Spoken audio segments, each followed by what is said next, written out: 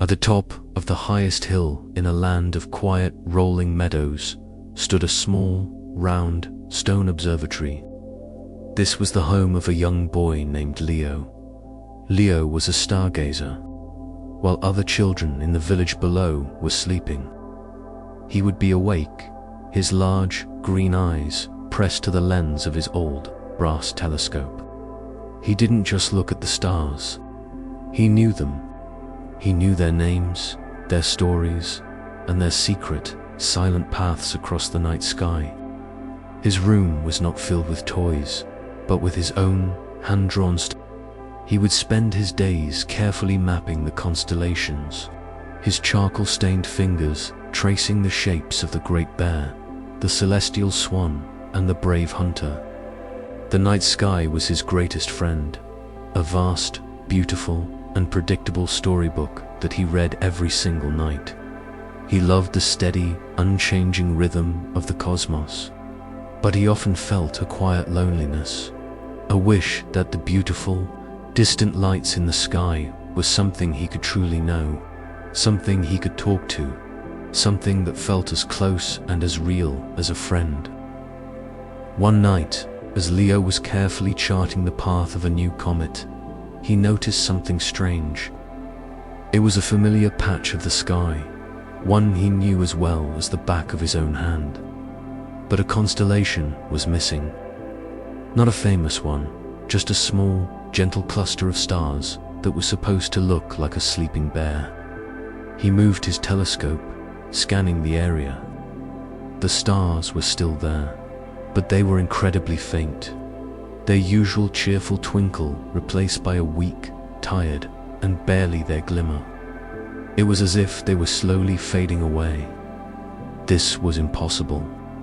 Stars didn't just fade. A deep sense of unease settled in his heart. The sky, his predictable, constant friend, had a mystery, a problem. Over the next few nights, he watched with growing worry. The little constellation grew fainter and fainter, its beautiful stars threatening to disappear completely into the blackness of space. He felt a strange and powerful pull towards it, a feeling that this was more than just a distant astronomical event. It felt like a friend was in trouble. A quiet, starry voice was calling for help. And he, the lonely stargazer, was the only one who could hear it. Leo knew he couldn't just watch from his tower anymore. He felt a deep, unexplainable need to get closer to the fading stars, as if seeing them from the ground would help him understand. He made a brave decision. He would journey to the one place where the stars were said to be the closest to the earth, the high, flat top of the ancient, silent Starfall Peak. It was a long journey, and one he had never made before. He packed his leather satchel carefully. He took his most accurate star chart, his telescope, a warm blanket, a piece of bread, and an apple. The next evening, as the sky began to turn to dusk, he left the safety of his observatory and began his walk. He followed the winding path through the whispering woods, his heart a mixture of fear and a strange, exhilarating purpose. The forest was dark, but he was not afraid. He used the stars he knew so well to guide him, their familiar, friendly light, a comforting presence above. He was no longer just a watcher of the sky. He was an adventurer on a quest to solve the mystery of the fading constellation. A quiet hero on a mission to help his distant, silent, and disappearing friends. After a long night of walking, he reached the foothills of the great mountain. He found a small, hidden cave to rest in as the sun rose, and he slept through the warm part of the day. When evening came again, he continued his climb. As he neared the high, barren slopes of the peak, he came across a sight so magical and so unexpected that he froze in his tracks. There, lying curled up in a shallow, rocky hollow, was a creature from his wildest dreams. It was an enormous, gentle beast, with the slumbering body of a great bear and the wise, kind, and impossibly peaceful face of a sloth. But its fur was the most magical thing of all. It was not fur at all, but was made of the deep, soft, velvety darkness of the night sky itself, and woven into its dark form were constellations. He could see the Big Dipper shimmering faintly on its great, slumbering shoulder, and the curve of a dragon's tail along its back.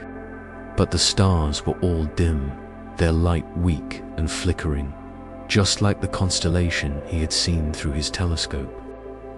He realized at once he hadn't been looking at a fading constellation in the sky. He had been looking at the fading magic of this incredible, living, breathing creature. Leo approached the sleeping beast as quietly as a shadow. He was not afraid. The creature radiated an aura of such profound and gentle peace that it was impossible to be scared of it. He could feel its deep, ancient sadness, a wariness that seemed to be 1,000 years old. He reached out a trembling hand and very, very gently, he touched the creature's fur. It did not feel like fur at all. It felt like cool, soft, and slightly vibrating space, and the dim stars within it pulsed with a weak, tired light under his fingers. At his touch, the great beast stirred. Its two enormous, kind eyes slowly opened. They were the color of the deepest, darkest space, but they were filled with a soft, gentle, and intelligent light. It looked at Leo, not with alarm, but with a deep, ancient weariness. It let out a soft, low sigh, a sound like the whisper of a distant solar wind, and the faint stars on its body flickered and dimmed even further. Leo's heart ached with a powerful wave of empathy. This magnificent creature was fading away, and he knew, with a certainty that settled deep in his soul, that he had been led here to help it. "You're a Stardust Beast," Leo whispered, the name coming to him from a story in one of his oldest books. The creature gave a slow, tired nod of its great head. "You're fading," Leo said, his voice full of concern. The beast sighed again, and a thought, a feeling, a story appeared in Leo's mind. It was the beast's voice, but it was not a sound. It was a silent story of a long, long life spent wandering the mountains. The beast, whose name was Orion, explained that he did not eat food like bears or deer. He ate starlight. Once a year, he would climb to the very top of Starfall Peak, and on the one night when the stars were closest to the earth, he would feast on the falling starlight motes, which would replenish his magic and make his constellations bright and strong. But he was very old, and his memory was not what it once was. A great, confusing mist had rolled through the mountains many seasons ago, and he had lost the path. He had been wandering for years, growing weaker and weaker, his inner stars slowly fading as he could no longer remember the way to the one place that could make him strong again. Leo listened to the great beast's silent, sad story, and his heart filled with a powerful sense of purpose. He looked at the dimming stars on Orion's back, and then he thought of the detailed, hand-drawn maps in his own leather satchel. He had spent his entire life learning the paths of the stars in the sky. He knew those paths better than he knew the paths to his own village. A brave, wonderful idea took root in his mind. "You may have forgotten the way," Leo said, his voice clear and steady, his hands still resting gently on the beast's starry fur. "But I know the way. The stars on your back are the same as the stars in the sky. I can be your map. I can guide you home." Orion, the great Stardust Beast, lifted his head slowly, and his ancient, cosmic eyes fixed on the little boy with a new, dawning light of hope. Could it be possible? Could this small, warm creature, with his strange soft fur and bright, kind eyes, be the one to remember the path he had lost so long ago? He felt the boy's unwavering honesty, his deep knowledge of the night sky. And for the first time in a very long time, the great beast did not feel completely alone in his fading world.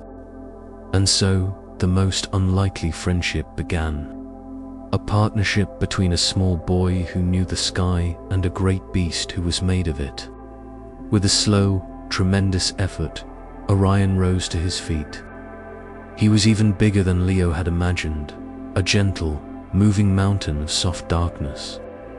"The peak is to the north," Leo said, pulling out his compass and his favorite, most detailed "We must travel through the singing caves first." Orion gave a slow, trusting nod, and they began their journey together. It was a slow and patient walk. Orion's movements were heavy and tired, and Leo had to match his own quick steps to the beast's slow, lumbering pace. Leo walked just ahead, his eyes constantly flicking between his star chart and the real stars above, making sure they were heading in the right direction.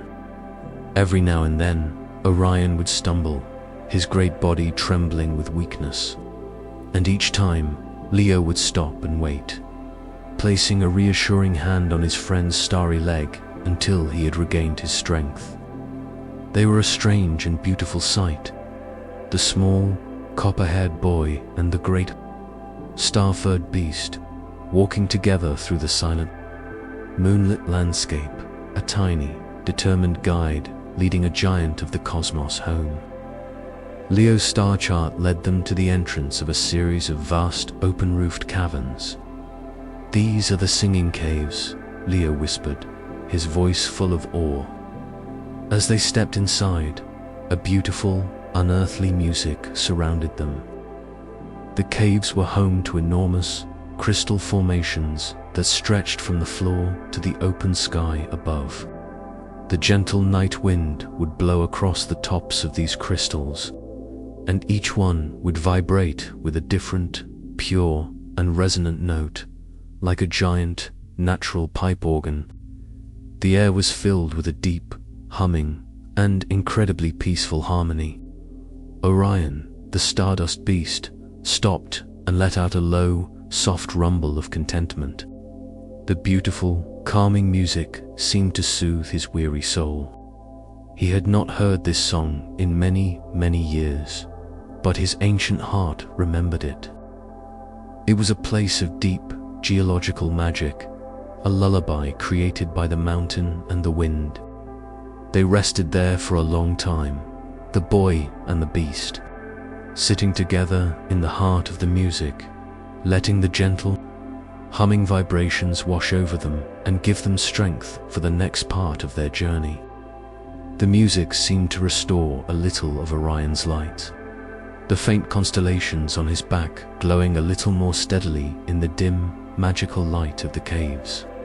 Leaving the peace of the singing caves behind them, they began the final, steepest part of their climb. The path became narrow and treacherous, a tiny ledge on the side of the great mountain. But Leo was not afraid.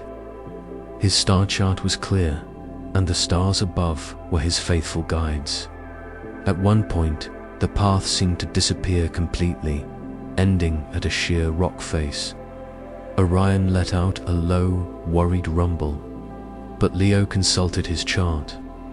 "It's all right," he said, his voice full of a confidence that surprised even himself. "The chart says we have to go through here." He pointed to what looked like a solid wall of rock, but as he pushed on it, the rock swung inwards, revealing a hidden, dark tunnel. It was a secret way, a path known only to the stars, and now to him. He took out a small candle lantern from his satchel, and its small, flickering flame guided them through the darkness. Orion had to squeeze his great body through the tunnel, but he trusted his little guide completely. They were a team, his ancient, fading memory and the boy's bright, clear knowledge, working together to solve the mountain's puzzle. Without the boy's charts, the beast was lost. Without the beast's ancient purpose, the boy's charts were just drawings. Together, they were unstoppable. The tunnel opened up onto a place of breathtaking, silent beauty. They had arrived. They were standing on the very top of Starfall Peak. It was a wide, perfectly flat, circular plateau, paved with a dark, smooth stone that looked like a perfect mirror. The sky above was so close, so clear, that it felt as if they could reach out and touch the stars. And the sky below was a perfect reflection in the mirror-like stone, making it feel as if they were floating in the very center of the universe. Orion let out a deep, soft, rumbling sound, a sound of profound relief and homecoming. This was the place. His old, weary legs trembled, and he lay down in the center of the peak. His great body a patch of fading night on a floor of brilliant stars. He was exhausted from the journey, but he was home. Leo walked over and sat down beside his friend's great, warm head. He looked up at the sky, and he could feel a change in the air. A new, gentle energy was beginning to build, a soft, magical hum that seemed to be coming from the stars themselves. The great, celestial event that Orion had been searching for so long was about to begin. Then it started. A single, shimmering, golden white mote of light detached itself from the sky and began to drift down. Slowly, gracefully, like a single, magical snowflake. This was a starlight mote, a tiny, edible piece of a star. Then another appeared, and another, and then 100, and then 1,000. Soon, the entire peak was filled with a gentle, silent, and breathtakingly beautiful shower of falling light. The starlight motes drifted down, each one a tiny, sparkling ember of pure, cosmic energy. They did not burn. They were cool to the touch and hummed with a soft, magical music. They landed on the mirror-like ground, creating soft, glowing ripples. And they landed on Orion. The great beast did not need to move. He simply lay there, his mouth slightly open, and let the magical light fall rain down upon him. He breathed in the motes, and with every breath, a little bit of the sky's powerful, ancient magic was drawn into his body. Leo watched, his heart overflowing with a joy that was too big for words. The air was filled with a silent, sparkling, golden white snow, and his friend was finally eating the meal he had been starving for so long. As Orion breathed in the magical starlight, a magnificent transformation began. The faint, flickering constellation on his shoulder, the little bear that Leo had first seen fading, began to glow with a new, brilliant light. Its stars were no longer dim, but sharp, clear, and twinkling with a happy, healthy energy. A wave of light and color spread out from that point, washing over the beast's entire body. All the constellations woven into his dark, cosmic fur ignited with a spectacular, vibrant light. The dragon's tail on his back shimmered, and the swan's wings on his side looked as if they were about to take flight. His fur was no longer a fading night, but a brilliant, beautiful, and complete map of the heavens. The deep, weary sadness in his eyes was replaced by a look of profound peace and renewed strength. He was no longer fading away. He was reborn, his body and his spirit refilled with the pure, powerful magic of the stars. He lifted his head and let out a soft, deep, rumbling purr, a sound of pure contentment that was also a thank you. A sound that made the very air around them vibrate with a happy, peaceful energy. When the starlight shower had ended and Orion was full and bright once more, he looked at Leo with his wise, kind eyes. He wanted to give his little guide a gift, a way to remember their incredible adventure together. He focused his new, powerful energy, and a single, brilliant, new star formed in the air just above his head. Then another, and another. With a slow, deliberate grace, Orion created a brand new constellation in the sky. It was not a bear or a swan or a hunter. It was the shape of a small, kind boy with curly hair, holding a telescope and looking up at the sky. It was a constellation of Leo, the star. The new constellation shone with a gentle, copper-red light, the very same color as Leo's own hair. It was a permanent thank you, a story written in the stars for all the world to see. A reminder of the little boy who had used his own map to guide a constellation home. Leo looked up at his own picture, immortalized in the heavens, and tears of pure, happy disbelief streamed down his cheeks. As the true dawn began to break, painting the eastern sky in soft shades of pink and orange, it was time for Leo to go home. He knew the way now, and his heart was full. "Will you be okay now?" he asked his giant friend. "Will you remember the path?" Orion looked at the boy, and then at the new constellation in the sky. "I may be old, and my memory may be weak," the beast's voice whispered in his mind. "But I will never forget the kind stargazer who became my friend. And now, every night, I will have you in the sky to help guide me." They made a promise to each other. Every year, just before the starlight shower, Leo would come back to Starfall Peak to wait for his friend. And together, they would watch the stars fall. They were no longer two lonely souls, a boy who watched the sky and a beast who was lost in it. They were friends, a guardian and a guide, a permanent part of each other's story, a friendship written in the stars themselves. And so, the boy who mapped the stars became the guardian of a living constellation, a friendship written in the sky itself. Now it's your turn to journey through the stars. Close your eyes, find your favorite twinkling light, and let it guide you into a wonderful dream. Good night. If you enjoyed our fable tonight, we hope you'll join us again. Please like and subscribe to Bedtimes Fable to help us share more gentle stories with the world. Sweet dreams.